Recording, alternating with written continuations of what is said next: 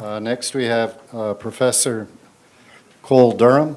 He's an internationally recognized authority on religion and the law, and so we're very fortunate to have him here today. He founded the International Center for Law and Religion Studies at Brigham Young University in Utah, and he's president of the G20 Interfaith Association. So you can read his bio here, but you'll see he has he's worked all over the world and just tremendous experience in various nations and cultures, and so I'm very much looking forward to hearing what he has to say. What happened to the so Neil, please come on up and we'll get your computer set up for your PowerPoint.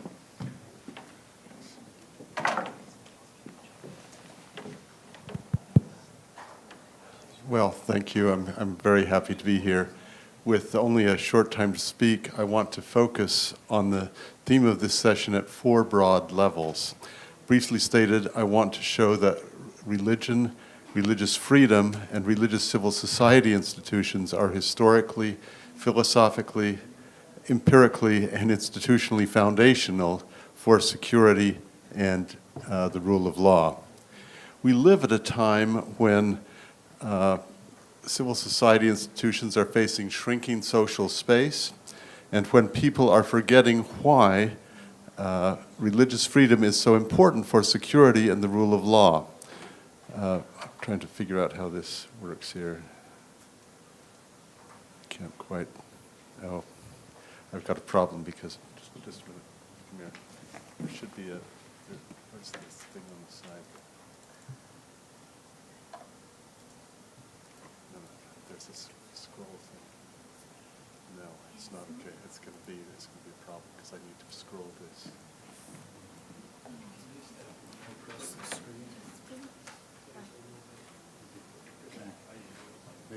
No, this has got a scroll, but it's going to be different on every slide. No, but, well, we'll do the best we can. I'm used to having a screen that works differently than this, and so I'll do my best. In any event, my argument is intended to be an antidote to these views that people forgetting that religious freedom is so important for security and the rule of law.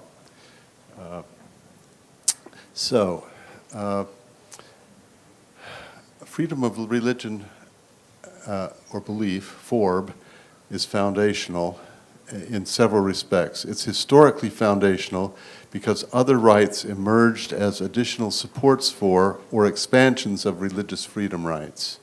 It is philosophically foundational because it protects the comprehensive belief systems in which other ideas are rooted and from which they derive their meaning. It's empirically foundational.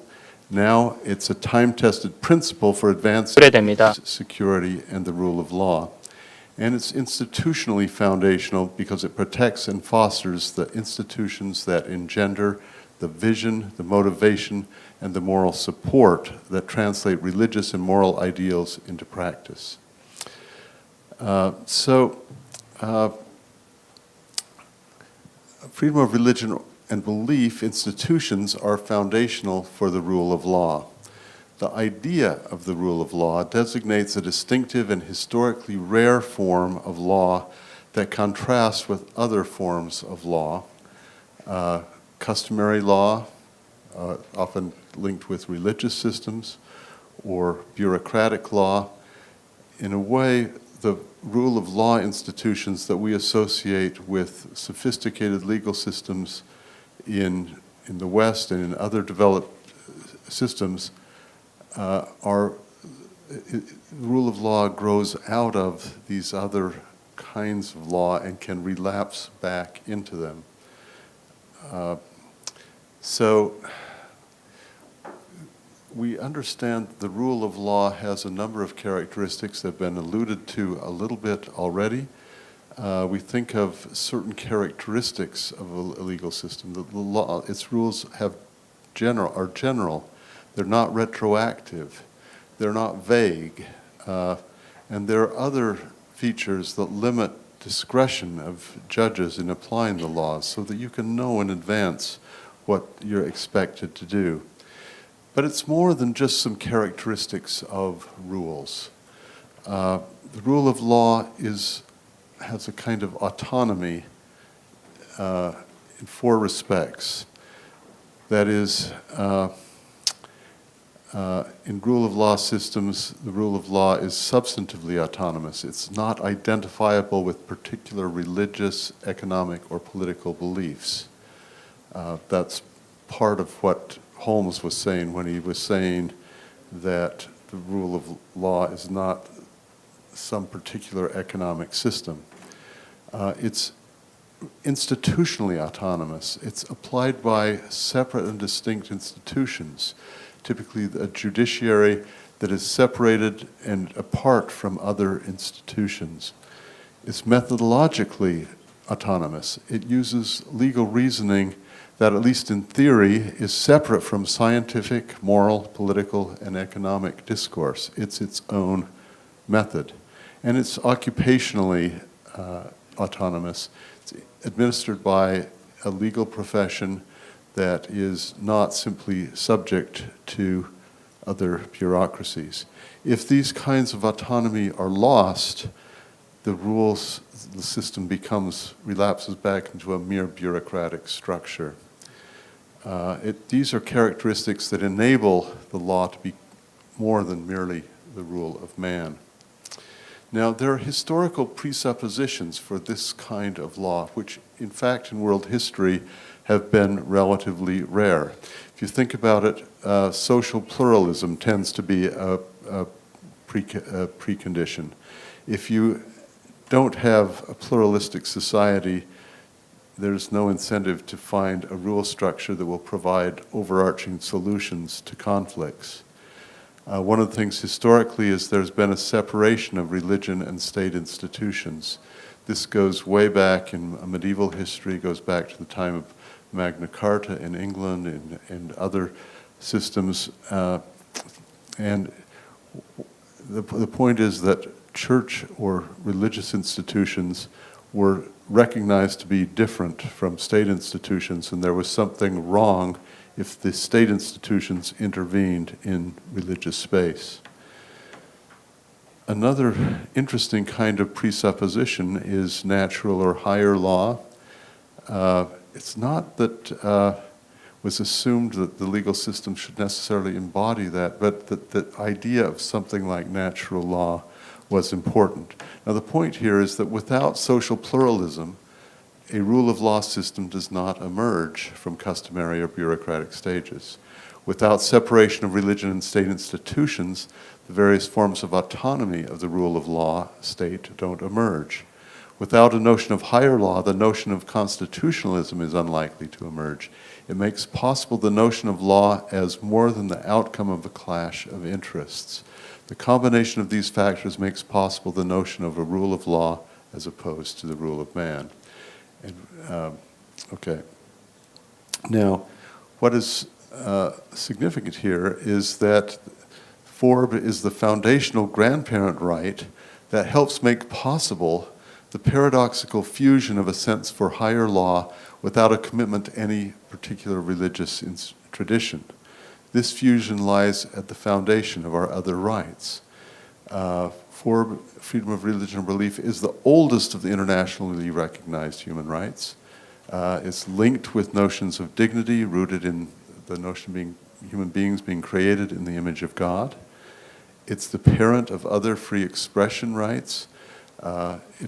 If you think of things like Milton's Areopagitica in the 17th century in England, that was an argument both for freedom of the press, but it was arguments about religious issues. Religion is the original context of non-discrimination and equality rights. We tend to think of equality these days in terms of things like race or other kinds of factors, but originally the context was non-discrimination on the basis of religion. It's obviously tied to freedom of association as well. So you can see that one of the things is that the religion and freedom of religion is foundational historically for the other rights. FORB is philosophically foundational. Religious freedom protects the right to have different beliefs at the core of different communities.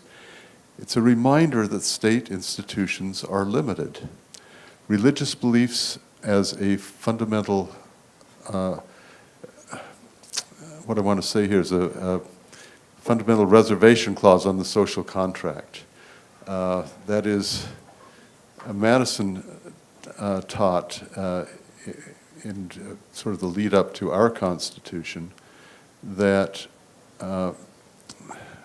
religious obligations are somehow prior to the other forms of social contract, like the Constitution.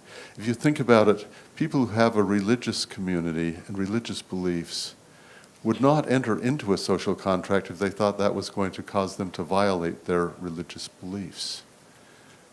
So that just as in a treaty you can have a reservation clause as to some things you hold out of the treaty, so when people entered the social contract and constitutional notions, freedom of religion or belief is a basic starting point, and it's important to remember that that's a limitation on the state. It also protects the comprehensive belief systems in which other ideas are rooted and from which they have their meaning.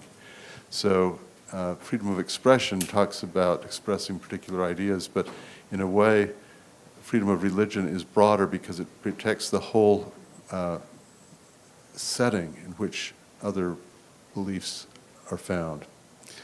Now, FORB is also empirically foundational. When modern constitutions embodying FORB protections were first adopted, the idea that societies could be founded on freedom of religion was at best a grand experiment based on Lockean theory. But we now have over 2 centuries of historical experience, both in the United States and in many other countries, confirming that a stable society can be predicated on religious freedom. And this is a stable society that can deal with the problems of security and reconcile them with the rule of law. This is a chart that many of you may have seen pointing out strong correlations between freedom of religion and other social goods. So, for example, there's a very strong correlation between countries that have freedom of religion protections with those who have strong political freedom, freedom of the press, civil liberties. This is not surprising because they're overlapped. But what's interesting is there are all kinds of other social goods that are stronger in countries that protect freedom of religion. So, gender empowerment is very high. Lower percentage of GDP spent on the military. I'm not going to read the whole list here, but the point is that there's now, based on a lot of empirical studies, relatively recent studies, showing high degrees of correlation between freedom of religion and many of these other social goods. This is a book by Brian Grimm and Roger Finke, which gathers much of that. It's a great book. But one of their key findings is a finding that was quite, in a way, surprising to people who normally deal with security issues. The key finding was that restrictions on religious freedom are highly correlated with and appear to be a significant factor in causing religious violence. Now think about this, because usually what happens when state officials see religious violence or interreligious violence, their reaction is to crack down on it and restrict it in various ways. But the point is, and this is sort of empirically found again and again, and this is validated by a lot of other studies, if you do that, you really make the security situation worse. So the instinctive reaction to crack down and tighten up restrictions is exactly what may be causing the problem. I mean, this is not to say that there aren't appropriate cases that you have to deal with and regulate, but it's saying you have to be very careful, because if you do it wrong, it'll be counterproductive. Now, unfortunately, one of the things we know is that while on the one hand we have better evidence than ever before that religious freedom is empirically linked to other social goods, the empirical situation in the world is that well, this is now a little bit dated, as you'll see, but 32% of the countries on earth have high or very high restrictions on religious freedom, and that covers 70% of the population of the world because it includes China, Indonesia, India, and some other very big countries. The problem is the situation is getting worse. The color code corresponds to those things in the prior graphs, and the high or very high percentage is going up. So this is a problem. Why do states do this? Well, there are some reasons. This is based on some empirical work by Jonathan Fox at Bar-Ilan. He says maybe it's because minorities are seen as non-indigenous. Minorities are seen as cults. They're past conflicts. There are perceptions of threats. There are security threats, anti-Semitism, and one could go on. Which countries discriminate more? In some ways, the findings are a little bit surprising. On the one hand, it's not exactly surprising that some of the majority Muslim countries tend toward discrimination, but it's also true that European and Western non-Orthodox Christian majority democracies have significant problems. Christian Orthodox majority states are particularly prone to be discriminatory against others. Same is true of Buddhist majority states, and you don't think of communism as a religion, but it has some of the same impacts. Why do states target minorities? Societal religious discrimination leads to government-based discrimination, and sometimes it's not always the case, but particularly where there's some kind of existential threat, there are temptations to overregulate. So Muslims may be perceived as a threat in Christian majority countries. Non-indigenous groups like Christian sects in communist, Buddhist, or Hindu settings. Religious ideology may be an issue. Proselytism can be a problem. So this is not a comprehensive list, but these represent some of the temptations, if you will, to violate freedom of religion or belief. I'm just going to refer briefly to this new publication put out by the Organization for Security and Cooperation in Europe. They've spent the past 5 years looking carefully at a lot of these situations where you have the temptation to overregulate freedom of religion. And what this work tries to do, and I think it does a very good job, of identifying critical areas where there's a tendency to overregulate, which results in reducing rather than increasing security. One of the interesting findings was that the rules governing registration of religious organizations are particularly prone to trigger and to be guilty of causing overreactions. But you can see similar kinds of problems with respect to hate speech, profiling, and proselytism or conversion, or regulating that kind of area of freedom of expression. I think I'm running out low on time. I, in some ways, just wanted you to be aware that this is out there. It's a really excellent study looking at a lot of different countries and really trying to cover the balance. Well, I see I'm out of time. What I want to do is just maybe. I'm not. What I'm really getting to is institutional places where we see the role institutions can play in making things better.